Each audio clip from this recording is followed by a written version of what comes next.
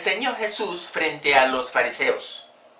Él dice a los escribas frente a frente que ellos no entendían las escrituras. Ahora, los fariseos, los escribas, los saduceos eran personas muy preparadas. En el caso de los fariseos eran personas que estaban muy pegadas a la ley. Era tanto el celo que sentían por la ley de Moisés que aún las cosas añadidas por ellos mismos eran cuidados celosamente. Lo mismo pasaba con los escribas. Los escribas eran aquellas personas encargadas de traducir o de pasar de rollo a rollo y ellos mismos escribían con sus manos.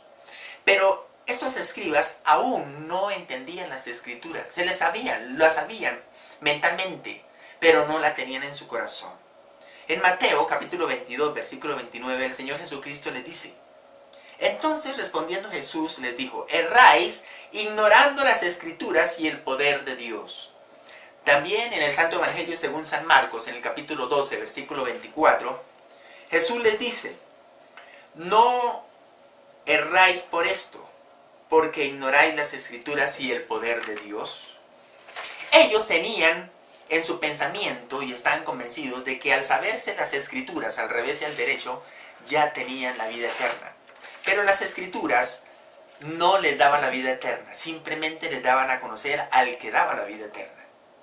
Así que en el Santo Evangelio, según San Juan, en el capítulo 5, versículo 39, Jesús les dice a estos fariseos, les dice: escudriñad las escrituras, porque a vosotros os parece que en ellas tenéis la vida eterna, y ellas son las que dan testimonio de mí. Y no queréis venir a mí para que tengáis vida eterna. La más absoluta seguridad que las escrituras del Antiguo Testamento son las que testifican de Cristo. En Lucas capítulo 24, versículo 27, Jesús, hablando con dos personas que iban por camino de Emaús, les dice: y comenzando desde Moisés y siguiendo por todos los profetas, les declaraba en todas las escrituras lo que se decía de él. Ellos estaban muy tristes, estaban destruidos, acongojados, sabiendo de que Cristo había sido muerto en una cruz y ellos eran sus seguidores. Y ellos estaban realmente desilusionados y habían perdido toda la esperanza, porque en el que ellos habían puesto su mirada, lo habían crucificado. Pero lo que ellos no sabían es que era necesario que Cristo pasara por la muerte para poder resucitar. Cristo no hubiera podido resucitar si antes no hubiera muerto. Él necesitaba pasar por la muerte para que se cumpliera lo que había sido escrito en Génesis capítulo 3, versículo 15, donde dice que esta te herirá en la cabeza y tú le herirás en el calcañar, hablando de cómo la muerte lo iba a herir, pero no de muerte, porque el que fue herido de muerte fue Satanás. Así que Cristo era necesario pasar por ahí. Así que el mismo Cristo se tomó la molestia de enseñarle las escrituras y les mostró desde Génesis hasta Apocalipsis todo lo que se decía de él. Toda la Biblia habla de Cristo. La ignorancia lo podemos encontrar ahí en Hechos capítulo 4, versículo 13. Entonces, viendo el denuedo de Pedro y de Juan, y sabiendo que eran hombres sin letra y del vulgo, se maravillaban y les reconocían que habían estado con Jesús. Amigo que me ve y me escucha en este momento, Dios ha escogido lo vil y menospreciado del mundo para avergonzar a los sabios. Dios ha escogido lo que el mundo ha desechado para que el poder de Dios sea manifestado. El mismo apóstol Pablo, cuando le hizo el reclamo a Dios que por qué no le quitaba ese aguijón que tenía en su carne, Cristo le dice: mi poder se perfecciona en la debilidad. Siempre cuando nosotros reconocemos que hay alguien superior a nosotros, que es Dios, nos sujetamos a Él y Él nos exalta. Dios no está buscando personas letradas, Dios no está buscando gente intelectual, está buscando gente que se disponga de corazón, así sea intelectual también, o no lo sea. Vamos a mirar algunas contradicciones. Toda palabra de Dios, dice, es pura, así que la Biblia no tiene contradicciones, ¿verdad? En Proverbios capítulo 3, versículo 5 dice: toda la palabra de Dios es limpia, Él es escudo a los que en Él perseveran. El Salmo 12, versículo 6. Las palabras de Jehová son palabras limpias, como plata refinada en horno de tierra, purificada 7 veces. Salmo 19:7. La ley de Jehová es perfecta que convierte el alma. El testimonio de Jehová es fiel que hace sabio el sencillo. Salmo 18:30, también el salmista David decía, en cuanto a Dios, perfecto en su camino, y acrisolada la palabra de Jehová, escudo es a todos los que en él esperan. Al ser confrontadas con declaraciones como estas, un hombre de razón o imparcialidad, por lo menos, dará cierta consideración a la posibilidad de que los supuestos errores de la Biblia son simples apariencias producidas por las limitaciones humanas. Hay muchas veces que nos preguntamos, ¿cómo fue que ahí en la creación, algunas personas que están leyendo la Biblia desde Génesis a Apocalipsis, van a encontrar algunos interrogantes que de pronto en su momento no pueden ser solucionados? Como la creación de la luz, dice, y dijo Dios sea la luz, y fue la luz, y después dice, creó las lumbreras para que enseñoreasen el día. Así que existió primero la luz y después la lumbrera, la luz. Y cosas como estas, que no las podemos entender por nuestra limitada mente. Como en el caso de cuando Dios dice, Dios no es hijo de hombre para que mienta, ni es hombre para que se arrepienta. Y también en Génesis 6 dice, y se arrepintió Dios de haber hecho al hombre en la tierra. Así que nuestra mente es muy limitada para poder comprender todas estas grandes realidades, y por eso es que el mundo, cuando no tiene a Cristo en su corazón, señala la Biblia como libro con errores, pero la Biblia en sí no tiene errores. Los errores los tenemos nosotros, porque no tenemos el Espíritu de Dios. Cuando tenemos el Espíritu de Dios podemos comprender las Sagradas Escrituras. Vamos a mirar algunas dualidades del autor. La palabra verbo es usada en el Nuevo Testamento cerca de 200 veces para indicar la palabra de Dios escrita y 7 veces para indicar al Hijo de Dios, la palabra de Dios encarnada. Porque Cristo es la palabra de Dios hecha carne y la Biblia es la palabra de Dios escrita. En Juan capítulo 1, versículo 1, el apóstol nos dice, en el principio era el verbo y el verbo era con Dios y el verbo era Dios. Este era en el principio con Dios. Todas las cosas por Él fueron hechas, y sin Él nada de lo que ha sido hecho fue hecho. Dice, en Él estaba la vida, y la vida era la luz de los hombres. Él en el mundo a lo suyo vino, y los suyos no le recibieron, mas a todos los que le recibieron, los que creen en su nombre, le dio potestad de ser hechos hijos de Dios. Y en el versículo 14, el apóstol Juan dice, y este verbo se hizo carne y habitó entre nosotros, dice el apóstol, y vimos su gloria, gloria como del unigénito del Padre, lleno de gracia y de verdad. Así que el apóstol Juan está diciendo que Cristo es el verbo hecho carne. Pero también el mismo Juan, en su primera carta, en el capítulo 1, versículo 1, dice, lo que era desde el principio, lo que hemos oído, lo que hemos visto con nuestros ojos, lo que hemos contemplado y tocaron nuestras manos tocante al verbo de vida. Estas dos formas de logos están sujetas a varias comparaciones. Ambas son la verdad. En Juan capítulo 14, versículo 6 dice Cristo, yo soy el camino, la verdad y la vida. Y nadie viene al Padre sino por mí. Pero también en el capítulo 17, versículo 17 dice, santifícalos en tu verdad. Tu palabra es verdad. Esa fue una de las oraciones, o la oración que hizo Cristo por sus discípulos. Dice, santifícalos en tu verdad. ¿Cuál es tu verdad? Tu palabra. También dice que son eternas, tanto las Escrituras como Cristo. Salmo 119, 89 dice, para siempre, oh Jehová, permanece tus palabras en los cielos. Y Mateo 24, versículos 34 y 35 dice, de cierto os digo, que no pasará esta generación hasta que todo esto acontezca. El cielo y la tierra pasarán, pero mis palabras no pasarán. Y primera de Pedro, capítulo 1, versículo 25 dice, mas la palabra del Señor permanece para siempre. Y esta es la palabra que por el Evangelio es anunciado. También dice que es vida. Tanto la Escritura como el verbo hecho carne que es Jesucristo. Juan 11:25 le dice Jesús, yo soy la resurrección y la vida, el que cree en mí aunque esté muerto vivirá. Y Juan 14:6 dice, yo soy el camino y la verdad y la vida.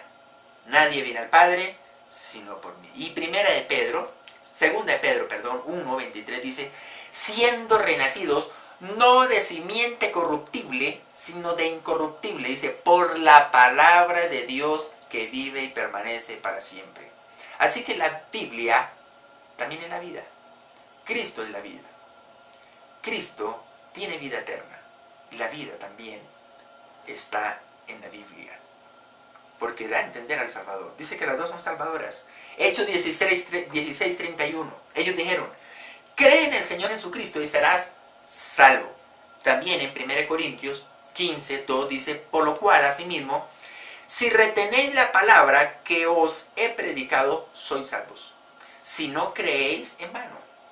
Ahora también dice purificadoras. Tito 2:14. Quien se dio a sí mismo por nosotros para redimirnos de toda iniquidad y purificar para sí un pueblo propio, celoso de buenas obras. Y 1 Pedro 1:22.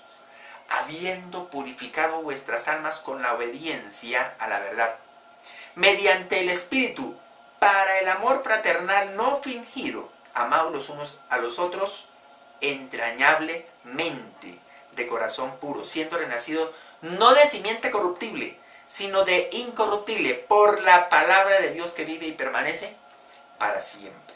Nos purifica, ¿verdad? Nos santifica también. Juan 17:17 dice: santifícalos en tu verdad. Y Hebreos 10:14. Porque con una sola ofrenda hizo perfectos para siempre a los santificados. En el Antiguo Testamento, siempre cuando el sumo sacerdote ofrecía holocausto para el pueblo, se hacía una sola vez al año. Y el mismo sacerdote tenía que purificarse a sí mismo para poder entrar al lugar santísimo. De manera que cuando entraba al lugar santísimo podría entrar sin temor a morir. Porque era tanta la perfección que debía tener este sumo sacerdote, que si entraba con un pecado oculto o un pecado que no había sido confesado y entraba al lugar santísimo, caía muerto. De manera que había campanas en sus pies y se amarraba un cinturón de oro, un lazo de oro. Y de manera que cuando entraba al lugar santísimo y todavía sonaban las campanas, entonces era que estaba vivo. Y si dejaban de sonar, una de dos cosas podía haber sucedido: o se quedó quieto o se murió.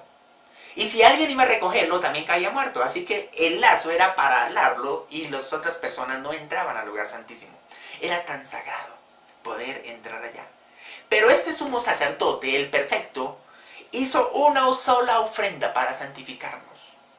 Todos nuestros pecados han sido perdonados. Todos los que hemos creído en Cristo, nuestros pecados han sido perdonados. Pasados, presentes y futuros. Esa es la gran realidad para el creyente que confía plenamente en Cristo. Ahora dice: hizo perfectos para siempre a los santificados. También dice que engendran vida, tanto la Escritura como Cristo. Dice 1 Pedro, capítulo 1, versículo 23, siendo renacidos no de simiente corruptible, sino de incorruptible, por la palabra de Dios, dice, que vive y permanece para siempre. Y Santiago, capítulo 1, versículo 18, Él de su voluntad nos hizo nacer por la palabra de verdad, para que seamos primicias de sus criaturas. También son juzgadoras. Juan 5:26. Porque como el Padre tiene vida en sí mismo, así también ha dado al Hijo el tener vida en sí mismo, y también le dio autoridad de hacer juicio por cuanto Él es Hijo, el Hijo del hombre. El mismo Cristo en Juan capítulo 10 dice: por eso me ama el Padre, porque tengo poder para poner mi vida. Este mandamiento recibí mi Padre. Oiga, tremendo. Cristo tenía el poder de resucitar, primero porque era Dios. Cristo es Dios hecho carne. El verbo hecho carne es Dios. Juan 1:1. En el principio era el verbo, y el verbo era con Dios, y el verbo era Dios. No solamente estaba al lado de, sino que Él mismo era Dios. Y ese verbo fue el que se hizo carne. Y Él tenía poder para resucitar.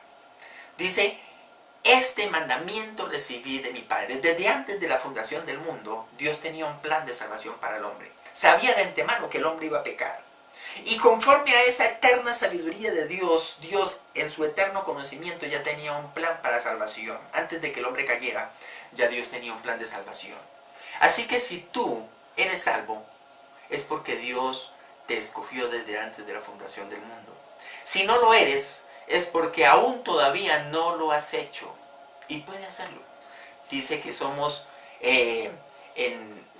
nuevas criaturas cuando aceptamos a Cristo. Dice: bendito sea el Dios de nuestro Señor Jesucristo, que nos bendijo con toda bendición espiritual en lugares celestiales en Cristo. Es decir, que desde antes de la fundación del mundo, todas aquellas personas que iban a creer en Cristo ya eran salvas en la mente de Dios. En Juan capítulo 12, versículo 48 dice: el que me rechaza y no recibe mis palabras tiene quien le juzgue. La palabra que yo he hablado, ella le juzgará en el día postrero. Dios en el día del juicio va a abrir un libro, y es donde están escritos todos los nombres de las personas que recibieron a Cristo como único y salvador personal. También va a abrir los libros. La palabra Biblia viene de biblioteca, conjunto de libros. La palabra biblioteca quiere decir conjunto de libros. La palabra Biblia tiene 66 libros. La Biblia tiene 66 libros. Quiere decir que es una biblioteca. Los libros, cuando sean abiertos, ellas nos juzgarán en el día postrero. Las naciones van a ser juzgadas por la palabra de Dios. Dice, ellas te juzgarán en el día postrero. Así que, amigo y amiga que me ve y me escucha en este momento, si tú ves este video y hace corazón duro y no quieres aceptar las palabras de Dios, Dios te va a juzgar en el día postrero. Esta es tu oportunidad. Dios te está dando una oportunidad de aceptarlo como único y suficiente Salvador. En el libro Romanos, en el capítulo 15, versículo 9, dice: y para que los gentiles glorifiquen a Dios por su misericordia, como está escrito: por tanto yo te confesaré entre los gentiles y cantaré a tu nombre.